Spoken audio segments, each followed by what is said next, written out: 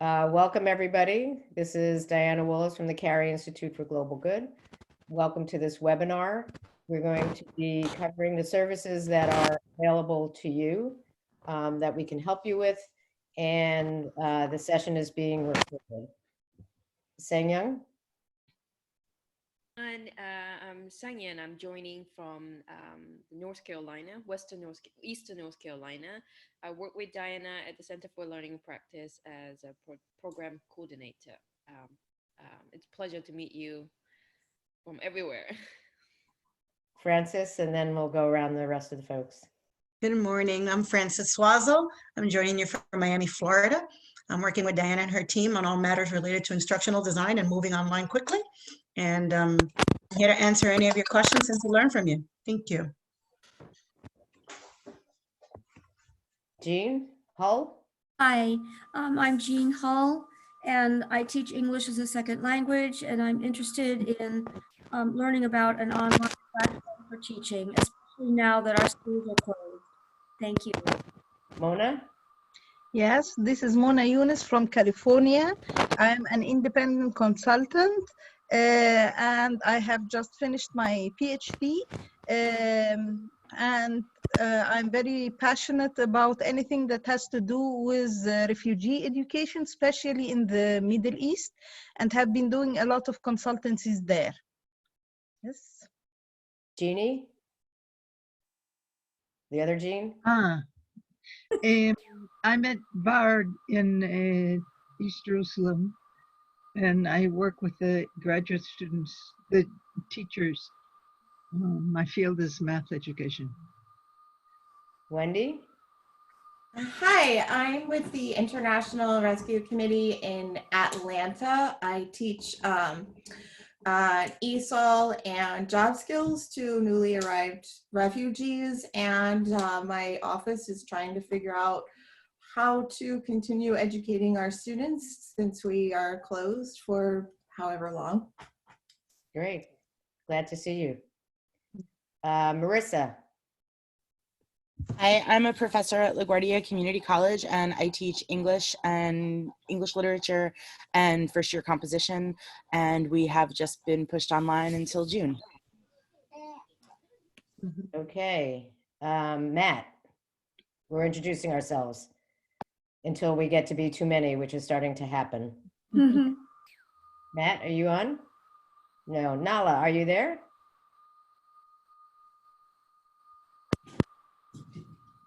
Nala, unmute yourself.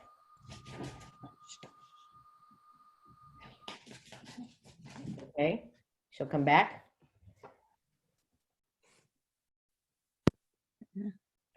Okay, so you can see my screen, is that correct? Yes. So let me just start by telling you who we are and what we do, and then I'm going to walk you through what's available to you. Because we're a small team, I'm going to, and I'm looking at this while I'm talking to you, I'm going to ask Sangyeon or Francis to give me a heads up if somebody has a question. So the Center for Learning and Practice was created in 2017. Our mission is to improve professional learning and knowledge sharing in and across. Sorry, I'd hate to interrupt you just as you're starting. I can't see your screen. I can just see you still. Is there a presentation that I should be able to see? Yes, thank you. Okay. Can anybody else see my screen? No, I cannot. No? Okay. Yeah, Just seeing you. Just me. Okay, and I'm like, okay, let's get the share screen going here. Let's try again. Thank you very much for giving me the heads up on that. And how about now? Yes. Yes. And now. Yes. Ta-da. Okay. Well done. Thank you. So as I was saying, our mission is to improve professional learning and knowledge sharing in and across civil society organizations through sustainable learning programming, research, and services. And we formed in 2017. Our flagship project is the Refugee Educator Academy. And I'm not going to talk about that right away, but I can talk about it at the end. What we do is sustainable learning design, and we help people build communities, peer-to-peer learning. We offer courses, webinars, workshops, and research. What we help you do is design and deliver learning pathways, migrate offline training online, foster community and collaboration. Is everybody on mute? Among refugee educators and service providers worldwide, but also educators more broadly. We do this in a variety of ways, including building courses online at learning.careyinstitute.org. And then we build communities and other engagement strategies on learningandpractice.org. That's what I'm going to be sharing with you today. And these are some of the opportunities for you, including anything that we ourselves offer. So let me go to that. Whoops, we don't want to do that. Hang on a second. I'm going to take you to another screen. And we're going to walk through we're going to try. Okay. Here we go.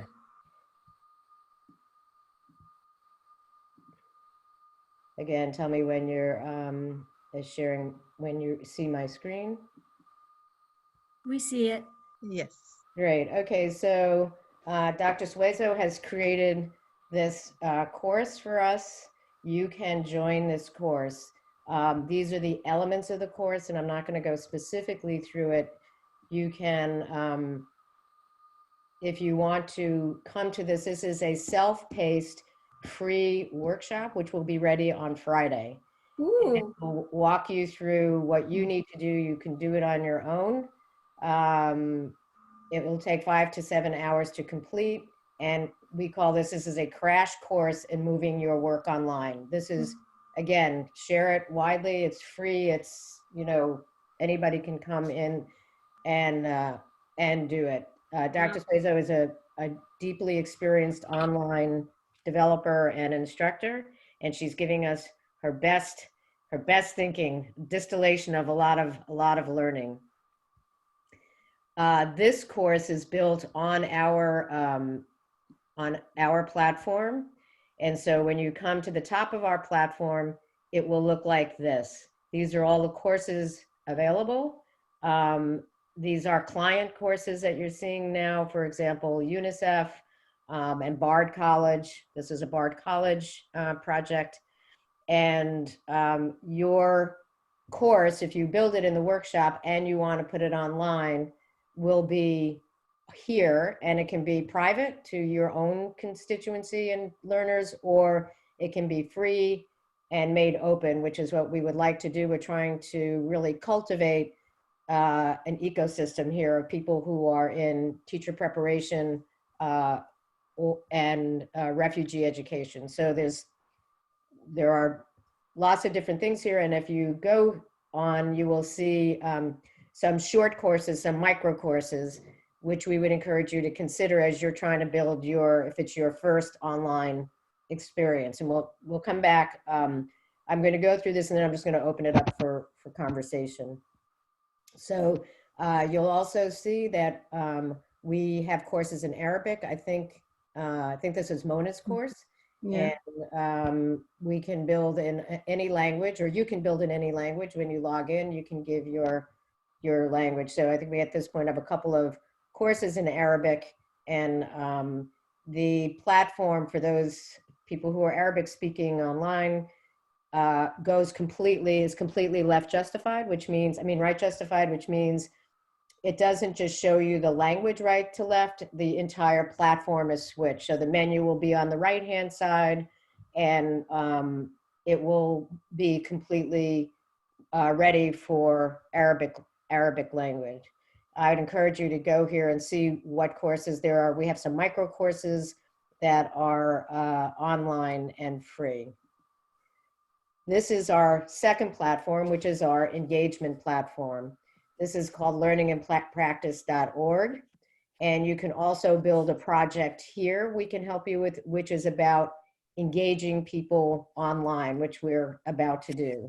Again, you can learn more about our projects here. And understand a little bit more. So the first thing I showed you is really about courses and content and building your project online. But what we find, often teachers want to be talking to each other and engaging with each other and sharing their work, as do, we're not just training teachers. It can be anybody in the humanitarian or space who's Mhm. trying to do professional development of their teams or move any of their training online. What you find is content is one piece of it, and building courses is an important part, but engaging the community is critical. And that's really what people want to do, especially while we're all sequestered here in our own homes. So what this looks like, we're going to look at, we've set this up for anybody who's on this call and in this community who's trying to do this, and you can, I'm going to encourage you to do this even as we speak. So Mhm. when you, maybe I should, does anybody have any questions they want to ask before I? Okay. How do So we ask a question? I'm sorry, Diana. I think you're going to just have to jump in. Oh, okay. This is all new to me. I'm sorry. Okay. Yep. So on this site, you have the opportunity to join this, do a variety of things. It has the dates of key events. You can create your own projects here if you want. And this is the one we've created for you here. So just taking you through that a little bit. Here, if you all go here, you can go to the map and add yourself so we could see where in the world you are. So I'm afraid to do anything because when you ask something, your system to do anything while you're in Zoom, you can lose everything. Yeah, so could we not do that? Yeah, so you can get on the map. It would be great if you do that at some You point. shared the link and we could just do it straight away? Or Yes, do you think we can't? yeah, I think so. You want me to put this in, or If you put the link in the chat, we could yeah. just leap there and see how it works. Actually, I'm going to ask Sangyeon to do that because Zoom doesn't let me both share my screen and. Yeah. I'll do that. And if you guys have any questions, please feel free to leave it in the chat box. I will bring it up later after. Okay. Yeah, so you can write your questions and Sangyeon either at the end will answer them. But again, I encourage you to go here, put yourself on the map so you all can find each other, which will be very helpful when people want to know specifically if you're in K-12, higher ed, non-formal, formal ed, where in the world you are. You can put a little bit of information about yourself. Okay. This is the teaching exchange here. We're asking you to post your questions, your needs, whatever you want. If you want to build a course, you can also upload resources, videos, any kind of content. So you'll see here, add anything, ask anything. We're going to curate this. We're going to continuously curate this. We're going to encourage people to come online and talk to each other. The most valuable thing I'll keep saying is connecting people to each other. It's good that we're on this phone, but we are the Center for Learning and Practice, and we really want to help the people you support get supported and connect them to each other, because there's no way in this moment that we're going to be able to serve everybody. And there's a lot of expertise out there. If we've learned anything, we started, as I said, just about 2.5, 3 years ago. And we're now in 24 countries and 4 continents, working in multiple languages. We are a small but mighty team who you've met most of this morning. And what we find over and over and over again is, where can I go and connect with other people who are doing similar work? Yeah. Who can I go to in the moment of my work? So the course, again, the first platform you saw is a learning system where you can go in and take courses and engage online in the micro courses and in long courses. If you want to be engaged in community and exchange an information, an idea, or call for help, we'll be curating this. Somebody will be responding to you. And I think soon, I don't know if Nikki is on this call, but we're going to have office hours so that people can come in and ask whatever they want. And we have, I think, a few volunteer instructional designers who will be here to answer your questions. Also, we're asking people to post whatever online tools they might use that they love. For example, one of our favorites is Padlet. If you're a novice and you haven't done online work, I would encourage you to go to padlet.com. It's very easy for anybody who needs to do something quickly and easily. PADLET. .com. I'm sure Sangyeon will put it in the chat. What we'd like you to do here again, as I said, is you're going to post your information, but also I want to ask a question. You're putting it in the chat, but then you're going to turn it in the lesson and the chat will disappear. It shouldn't. It should go into another window, but if you're concerned, I would just wait until it's open 24/7. So I would just wait if you're comfortable waiting until after this and then put it up. Does that sound okay? I mean, like I copied something from the chat, but I don't know how to. Okay, what I might suggest to you is if you can open either a Word document or your email and just put the link into yourself, or we'll send it to you after. Okay. Okay? Okay. Thank you. And then last but not least this is what we really want to know so that we can connect you to each other. Also on the site is a very short survey. We ask you your name, your institution, your email address, and how we can best help you. And a few other questions that we want to know from you. But if you can post here, we are going to, again, curate this and target what we continue to offer in webinars or online to the needs and interests of people participating in the webinar. That's what I wanted to share with you. That's a high level overview. And now I just want to open it up for conversation and have you, I can sense from the conversation so far, people who have never worked online and people who may be much more advanced in working online. And we'd love to hear from the whole range of people because we're going to try and respond to everybody's different needs. So why don't I stop there and open it up for conversation? Don't hesitate to ask each other questions as well. May I just say, excuse me, that I'm a complete novice. This is Jean. Okay. Jean, Jean. Okay. Any other novices on board here? Diana, this is Sally. Hi, Sally. Hi. I'm new to Zoom. I'm at LaGuardia working with newly admitted students, only, maybe 20% of whom after acceptance enroll. So engagement is key. And now that I'm working remotely, I'm looking for every possible tool to reach them, get them through the enrollment process and starting their classes in September. So your email was welcome. Thanks for coming on, Sally. And Padlet may be a fun way to do that, but we can also share other strategies as well. Great, thanks. Any other questions? Sally, if I could just ask you, I understand your dilemma. How much do you think of that acceptance versus actually starting and enrolling and participating is based on financial constraints? It's a national phenomenon for both four-year colleges and two-year colleges. It's particularly difficult to surmount at LaGuardia because of adult learners, first generation and financial standing. Practically everyone is on financial aid. So it's a big piece of it.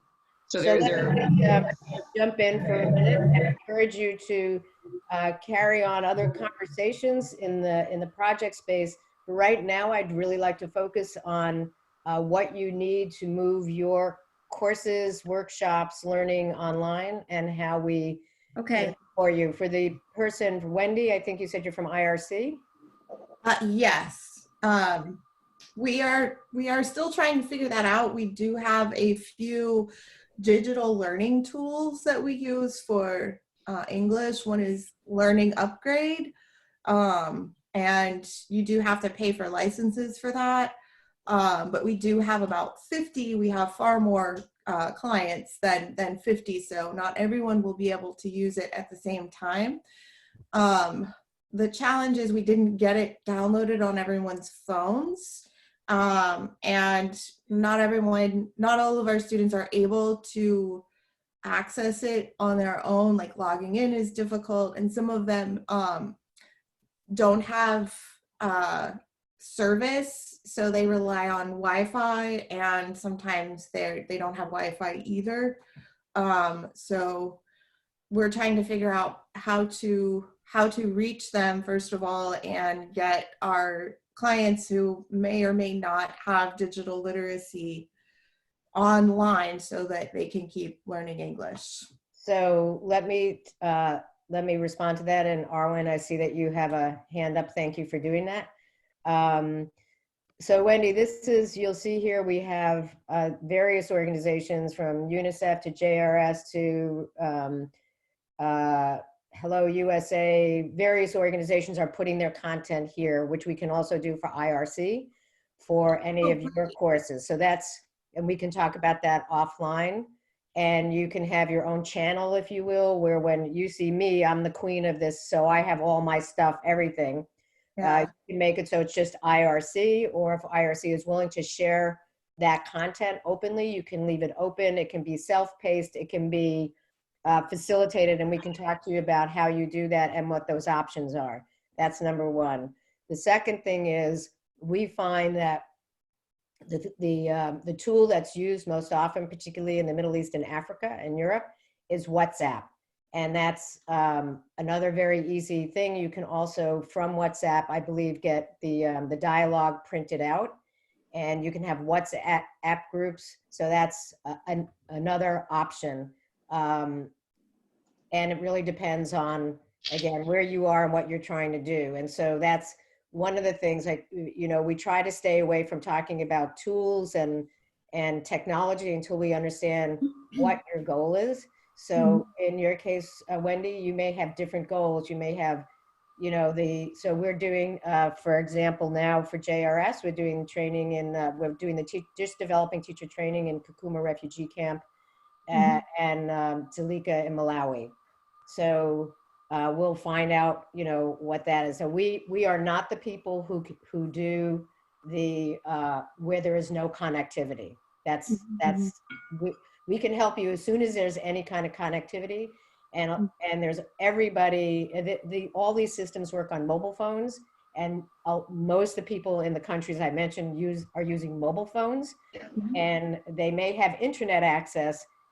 They may not have electricity, finding a place so there's lines to plug in and charge. But we try to make everything really as efficient as possible, and we can work with you to figure out. You may want to do one thing, IRC may want to do, one thing in Tanzania and another thing in Jordan. So let me just move to Arwen, who has her hand up. And does that help, Wendy? A lot, thank you, yeah. Okay. One more thing, Wendy. We also previously worked with the RSC New York and RSC in Washington. Can't hear you. Or can't hear her. Can't hear you. No. No. You hear me now? Yeah, a little bit. No, I just wanted to share that, Wendy, we previously worked with the RRC New York and RRC Washington regarding their nationwide, refugee education curriculum. So if you are part of using that curriculum, I just wanted to say we're familiar with it. Okay, great, thank you. Okay, Arwen, I know you're going to get in there sooner or later. Thank you. My situation might be a little bit too far different from this group's. So let me just tell you what I'm looking for. And then if it's too far different, then just tell me that, and that's absolutely fine. So I don't want to sort of hijack your meeting. So I'm a knowledge sharing specialist. And as I said at the beginning, I work with an agricultural research for development organization. I'm in my second week in lockdown in Rome, and now basically all of our colleagues in 70 countries around the world, country by country, they're all going into lockdown as well. And they all had conferences and workshops and big meetings planned for the coming months.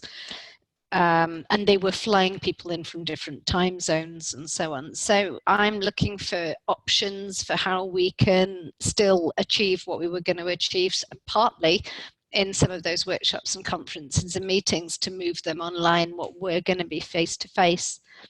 And so for that reason, I've got a specific question. Padlet, what is it? Okay, so, and let me answer your first question, which is yes, we can help you. And again, we can, I can make a time to talk to you offline and see what it is you want to achieve. And in the meantime, I would encourage people to think about your priorities. Is, you know, are there specific conferences that have priorities, or specific topics that have priorities? Are you trying to get content to people? Do you want them to meet each other? So that we can, because everybody's in triage, and it's, you know, everybody's not gonna be able to do everything, but you can do something.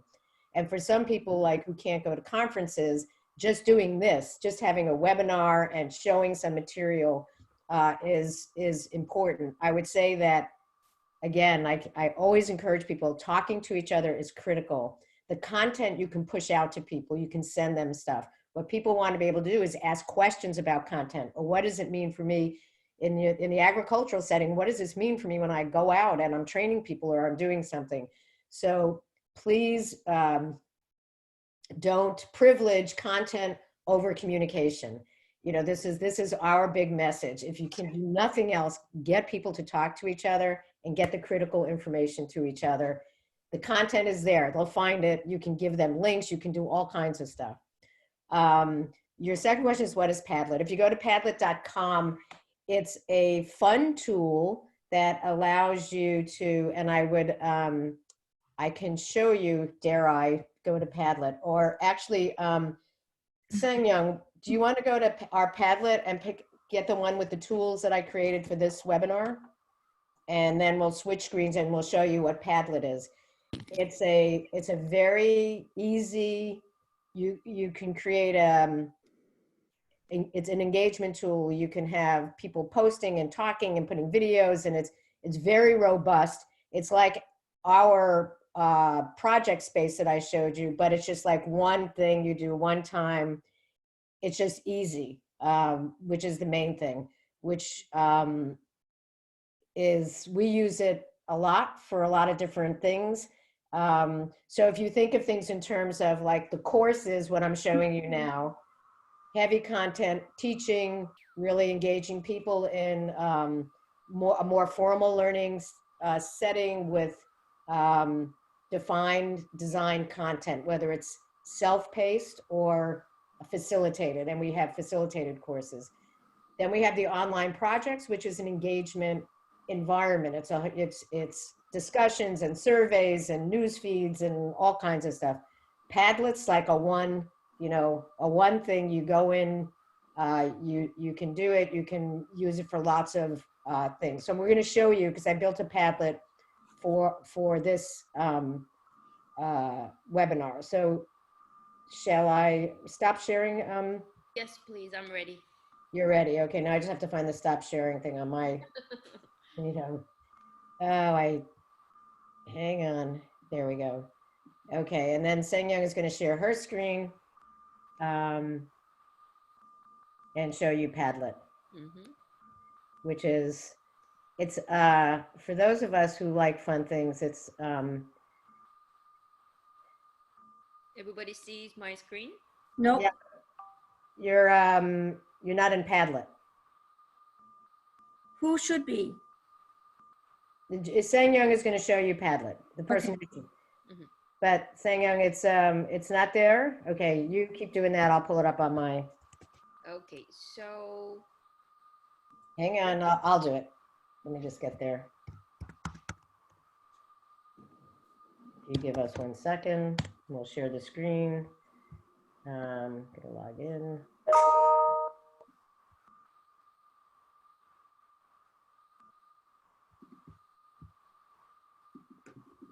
Okay. You can talk to each other in the meantime.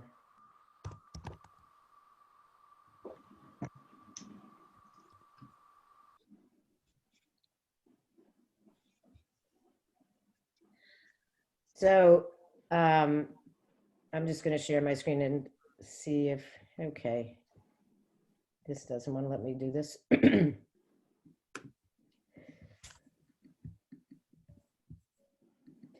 Tell me when I'm sharing my screen. And then I'm going to show you, okay. You're not sharing your screen anymore. Okay. Okay, this is, There it is. this is Padlet. Mm-hmm. And I'm trying to log in here.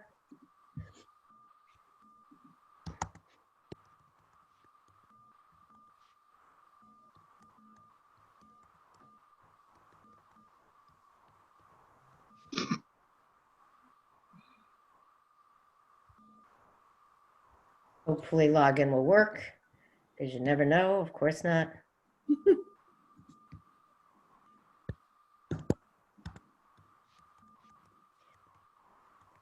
Technology, you can't live it with, you can't live without it. Mm-hmm.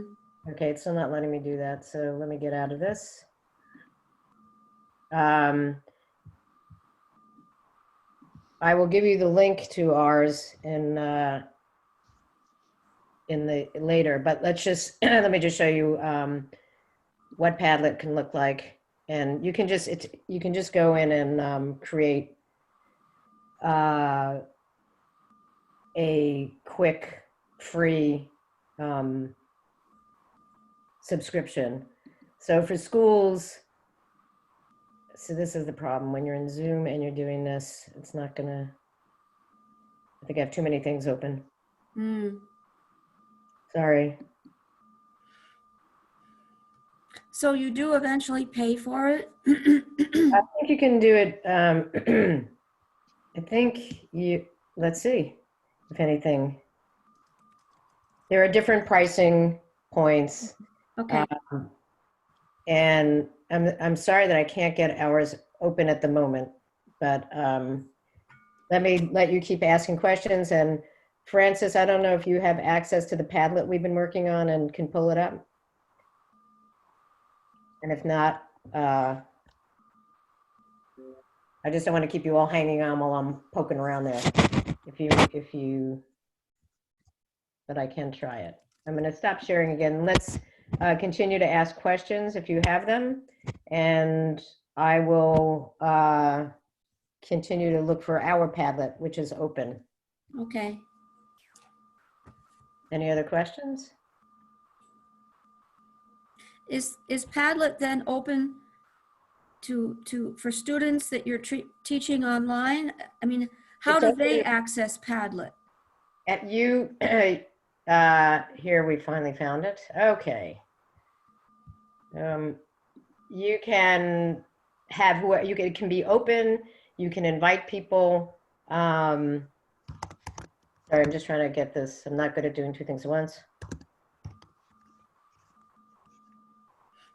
There we go. I'm so sorry. Okay, I'm going to share my screen again and show this to you, or try and share my screen. Okay. Where is the share screen?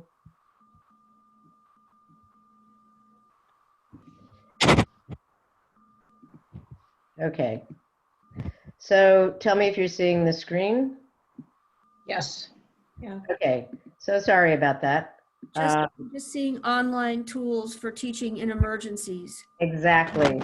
So this is a Padlet, and it can be open, and you all can go in and you add something. I'm going to say webinar. I see. That's all. And then you say what tools, let's say.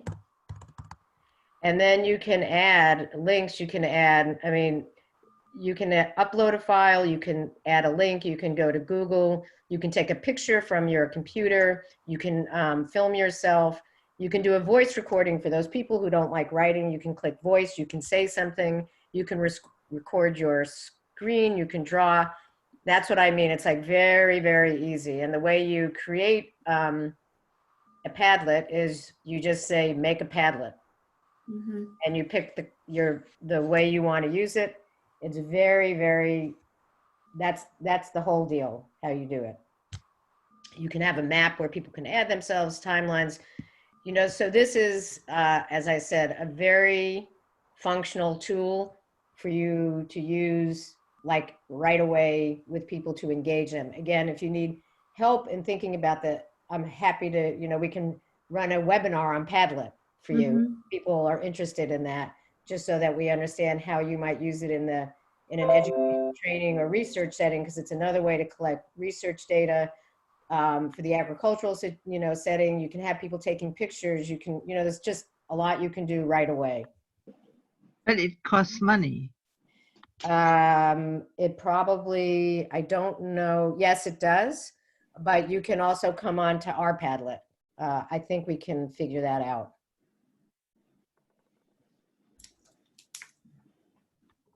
We are trying to, as I said, raise money so everything can be for free, but we're not quite there yet. Do we have any other questions?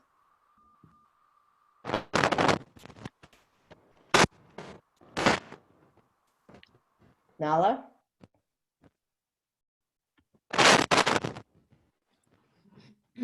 Okay, I don't know what's going on there. Wendy, did you have something? No? I'm just still in the overwhelmed stage. I was sick the last 2 days, so I'm just now back at work. So I'm kind of just taking everything in. Okay. The whole situation is very overwhelming. Yeah. So we're really trying to break it down. That's why I say if it's like we can make appointments with everybody and talk to you one-on-one. And so we don't want people to feel overwhelmed. The whole situation is overwhelming, all on its own. Yeah. I have a question. I don't know if you can help with it or anyone can help. I talked with my students on Monday, and their problem was that they wanted to teach their students, but their students didn't want to learn. What does that mean? Can you say more? I mean, all the public schools are shut. So the teachers are at home and they're trying to give lessons to the students, but the students don't want to come online and study. They'd rather just watch films and play. Yes, I think there's a lot going on there, and not something. Well, Julie Casper, who is our master teacher, is running a support group for teachers, K-12 teachers, who are talking about just that, and particularly about, and I think she's doing them twice a week. So we can connect you to that group of teachers. They're mostly in the US, but I think she's opening it up because they're all facing that. They're also facing the issue of moving their classes online, which is they haven't been prepared for or trained for. And now they're like, okay, the school districts are saying you're on your own. And for the people in 11th and 12th grade, or higher in the high school, they have some online resources, but there's a real challenge when you're talking about like pre-K through 3rd grade. And Right. Julie's really our expert in that. And so if we can do another, again, webinar on what to do if you teach in K-12. It's not my area of expertise. I love them, but I don't teach them. Yeah. Also, there's the issue too of, as you said before, connectivity is not your issue, but it is for the ESL students in small rural school districts. Yes. Yeah. And Julie's also an ESL teacher, so she can be, again, more informed, give you better advice than I can. And the gene question is very relevant for us because we don't really have a way to compel students to partake. And I don't think many of them even know that they can or should or need to. Parents aren't home, et cetera, et cetera. Yes, I know that this came up in Julie's webinars this week. And it's really a wake-up call around the world in terms of preparing teachers, for all those schools who felt that blended learning was not important and the teachers didn't have to know this, and that faculty, even at elite institutions, they don't know what they're doing. If you go to elite institutions and you look at the support they're giving their faculty, it's nothing. There's no support because there's this assumption that, they're never going to need to use this. So now, the horse is out of the barn and you have teachers who have never worked online and there's no way to reach them. So I don't think we're going to solve that, but we can connect teachers for you to be talking to each other and figure out what strategies you're using locally, because what works in one school district may or may not work in another. I think, Mona, are you wanting to jump in there?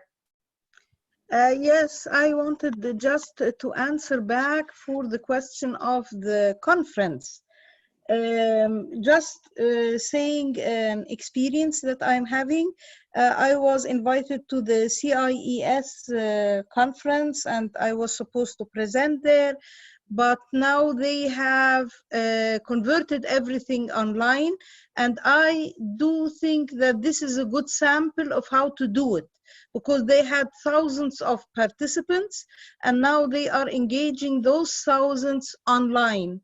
If I will write the name of the conference in the chat box just as a sample, that this is a way to do it. Great. And just so you know, CIES is one of the largest conferences for people who were teaching internationally. So I think it's like 3,000 people, and we were to be presenting there as well. And so, yeah. Thank you, Mona. Does anybody else have any? But you're talking about people who are interested in listening. Right. And I'm talking about students who don't want to listen. Right. We're covering all of it. So one is your category, which will, is what do K-12 teachers do with students who don't want to engage? We have another question. I mean, these all have to do with how you move teaching and learning online. What do we do with conferences that we were either going to go to and can, as Arden was talking about, these international conferences. But also you can be doing a webinar on your paper, just on the thing that you were going to present. So are there other unique settings? Or Nala, I keep seeing you pop up, and then I think you're in chat, if I'm correct. But we're not hearing you, so maybe you can write.